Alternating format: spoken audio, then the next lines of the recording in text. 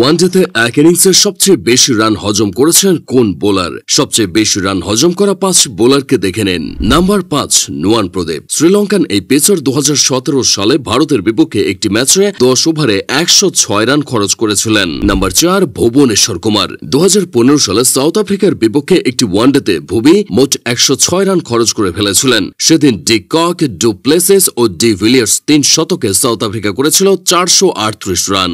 Number 3 Rashid Khan. 2019 বিশ্বকাপে ইংল্যান্ডের বিপক্ষে নিজের ক্যারিয়ারের সবচেয়ে বাজে বোলিংটা করেছিলেন রশিদ। মর্গানের তাণ্ডবে সেদিন তাকে 9 ওভারে 110 রান হজম করতে হয়েছিল। নাম্বার 2 ওয়াহাব রিয়াজ। 2016 সালে ইংল্যান্ডের বিপক্ষে একটি ম্যাচে ওয়াহাব 110 রান খরচ করেছিলেন। ওই ম্যাচে ইংল্যান্ড 444 রানের পাহাড় গড়েছিল। Number 1 Adam Zampa. 2023 সালে সাউথ আফ্রিকার বিপক্ষে একটি ম্যাচে জাম্পা 113 রান হজম করেছিলেন, যার রেকর্ড হয়ে টিকে আছে। বাংলাদেশের সবচেয়ে বেশি রান হজম করা বোলার শফিউল। 2010 সালে ইংল্যান্ডের বিপক্ষে তিনি 97 রান দিয়েছিলেন।